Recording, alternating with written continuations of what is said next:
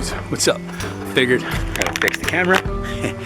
Figured it's kind of a nice day to go out for a walk, so I'm in the backyard, basically, really far in the backyard, a couple fields later, and we kind of call this like the junkyard. And I don't know, lately I've been thinking a lot of things. If you could see how much is changing if you're watching these videos, I'm kind of at a point now where I want to stop shaking the camera, for starters.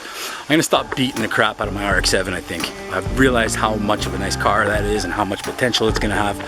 And it's not that I'm afraid of smashing it, I'm afraid of how much downtime there is if I do smash it.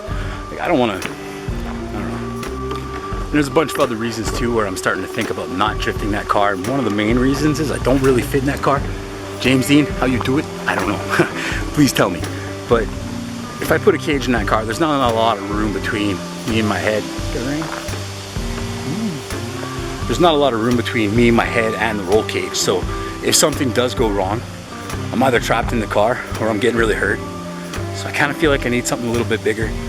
The other thing, kind of going back to the downtime about the RX-7, is that if something breaks on it, and it commonly does happen, and not because it's an RX-7, okay, it is reliable. It's just it's a 25, 30-year-old car, and 28 years old. 28 years old. And things break and things go wrong, but the problem is the RX-7 is very expensive to fix. All the parts you're waiting a long time to get them. Sometimes you gotta go on eBay, it's months and months. So if I say a wall tap, rip off the back end and screw up a control arm, something, could be potentially 3-4 weeks. And the other thing is that I've been so much contemplating this for so long, whether I should turn that car into an all-out drift car or not, that years have gone by and I've done nothing at all. So I'm really thinking about building a drift car, and kind of like come from a family of hot rodders and stuff, so I want to kind of make something that's pretty cool and unique and different. And I'm thinking about going old school. Do you guys remember an old vlog I did where I had a 34 pickup? Whoa.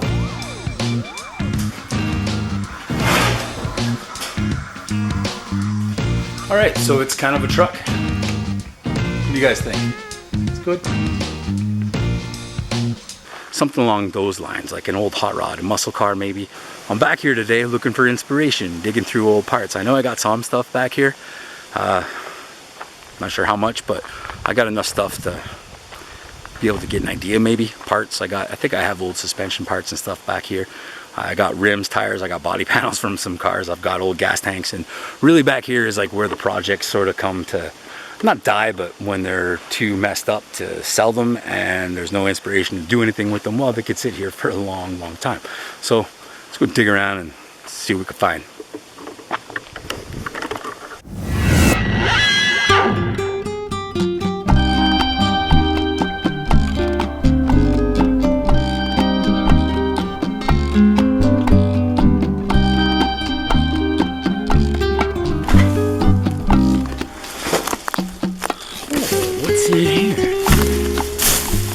Looks like C4 Corvette suspension.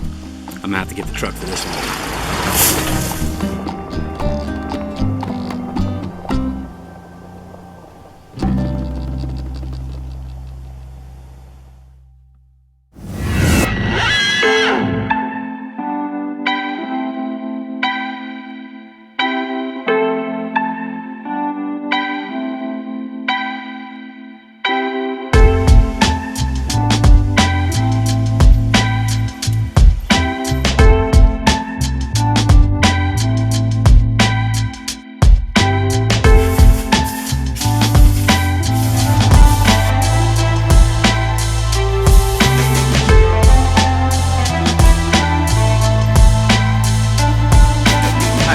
What's up? Check this out. I'm going to show you what I pulled out of the field yesterday. Now, it's a complete suspension, A-arms, all shocks, the whole works, the rotors, the brakes, the everything you could possibly need to put underneath the chassis and make it rolling. I got the front and rear.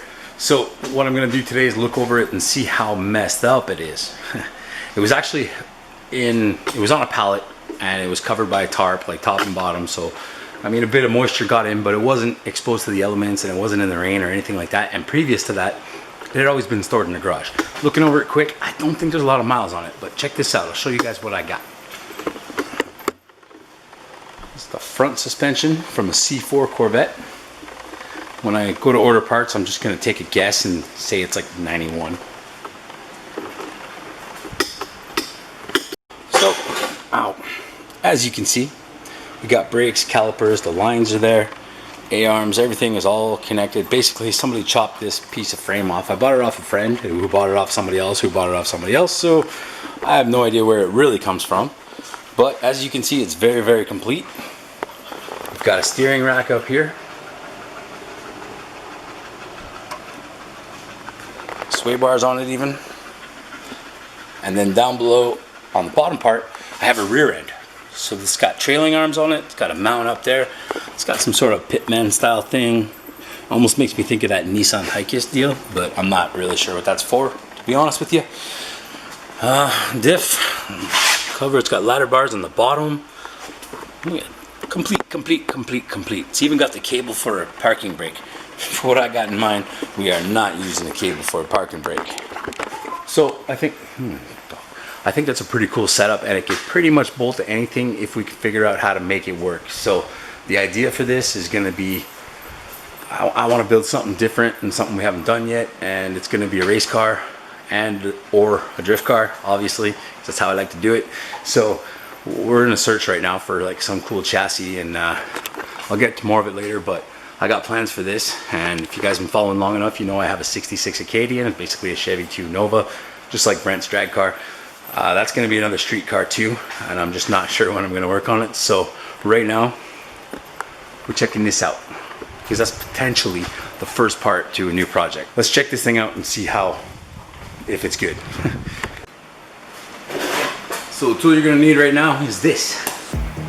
Now I could use a fancy pry bar, something really crazy looking, or really anything, as long as you get leverage on it. That's the idea. You need to pry a little bit, see if you can move things around.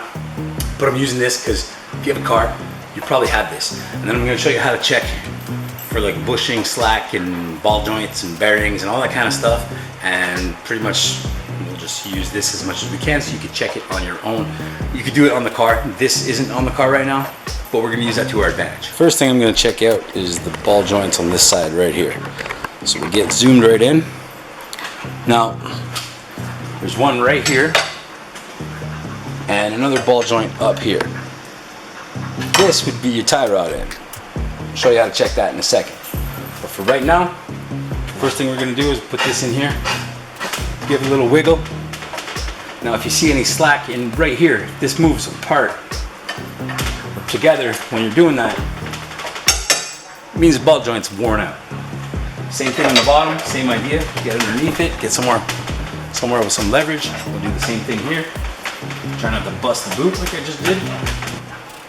Ball joints on that side are good. Okay, now we'll take a look at the other side. We'll do the same exact process, see how it looks. First, we're going to check the bottom one here. Put a little pry bar. Almost like that way. Try to lift it up too. It's not moving at all.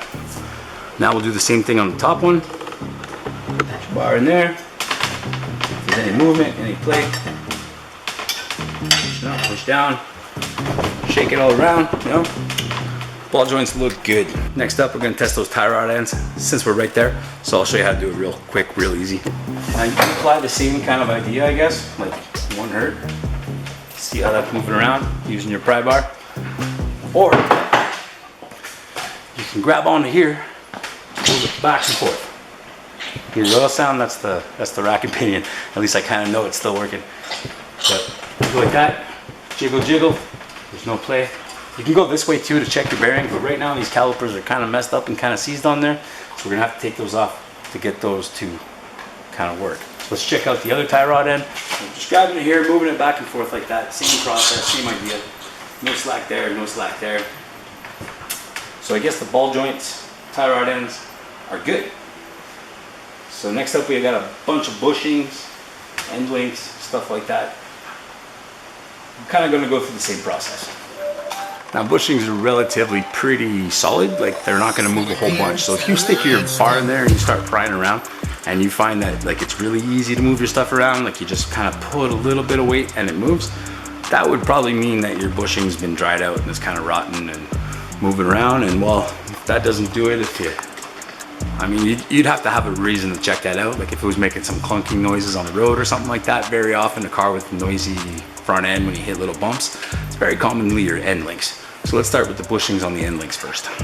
Now, I guess Corvette's got a pretty interesting setup when it comes to the end links, because on most cars, this piece right here is like a rod that goes kind of up and down, and it's got a bushing on each end, and that there connects your sway bar, runs across to your table, and the two tables are connected to help your cornering. So when you go into a corner, the one side doesn't dive. It keeps pressure on both sides and keeps the car more level and more stable.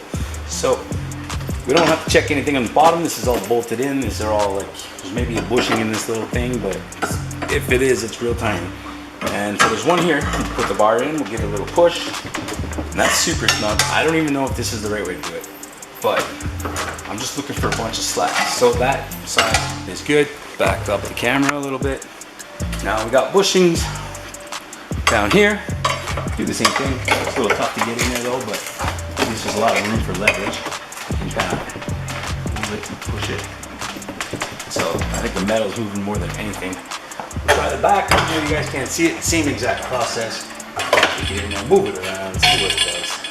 And then the top here might be a little tricky to test and check, but I mean, so really this side, not much slack anywhere. It's looking good.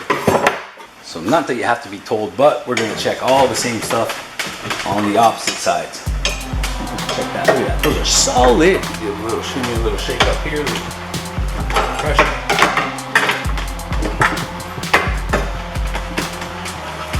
Same thing down here.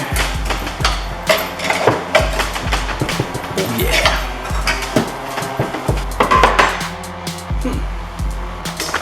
All right guys, so everything looks really solid. All the bushings, all the ball joints, everything so far, rock solid. That either means number one, we got something good here. The bushings and everything is good, just like we were hoping for. Or number two, it's a solid block of rust underneath all that nice shiny stuff, and it's just seized like that solid, we're not gonna do nothing. Another potential point could be the steering rack. Now it seems good so far, and the bushings and that seem good as well. There's a really heavy duty mounting on these things compared to the Japanese cars. I think this is very cool the way that's bracketed and mounted up. See if I can show you guys real quick. Talk about this bolt right here. That's pretty cool. Right in the middle of the steering rack, holds it in nice and good. Worked on a lot of cars where with doing the kind of driving I do, drifting, it doesn't always work out so well. So potentially this could be another failure point. And for what I want to do with the car, we got to make sure that's good. So just in turning it, you can hear it moving. It's spitting oil all over the place. So it sounds like everything is good inside, and I'm not gonna move it too much in case it starts damaging all the seals or it takes up too much power steering, and then I can't do anything with it because the seals are all screwed up and it's all dried out or whatever. I don't know. I just don't want to break it. The next thing for sure, it's something that's gonna have to be rebuilt. We're gonna have to take them off, is the calipers.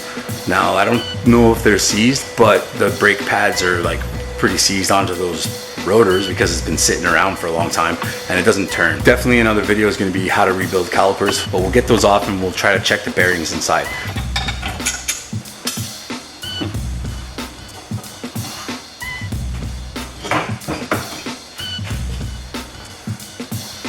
We got the rotors off, as you can see, and the calipers. Problem is it came off in one piece. This spins nice and free. You want to listen for any grinding and all that kind of stuff. So far so good. You want to look for play, like back and forth. It goes tunk, tunk, tunk, tunk, tunk, a little bit of wobble. I'm going to zoom right in on it here and show you exactly what to look for. This has no slack, so this is good. So you want to grab it like this, wiggle it back and forth like so. You know what I mean? And look at that. Nice and solid. Give it a little spin, sounds good, no grinding, no smooth, it's good. And here too, no play whatsoever. Yeah, it's a little dirty, but most of the stuff can clean off and everything's looking good so far. So that's kind of how you check out your bushings, your ball bearings, not your ball bearings, but your ball joints and other stuff on front suspension components. Now I'm not really sure about how good that bushing test was because, you know, it's kind of just like that. But I'm pretty confident about that little ball joint test and looking for slack in the bearings. This front end that we pulled out of the field is actually looking pretty good. We're gonna start looking for something to put it in. Start looking into these. We got the, like I said before, it came off like one piece, right? I'm gonna have to mess around with that. Try to unblock it, try to get it to come apart. Seeing if we're getting caliper rebuild kits or just new calipers. Either way, if we're gonna put all that back together, we might as well make it look good and put some new parts in it and make it. That's for another time. Anyways, don't forget to check out our merch shop. The links are below as always. And peace out, stay happy. Thank you for supporting us. Hit that subscribe button, like and comment.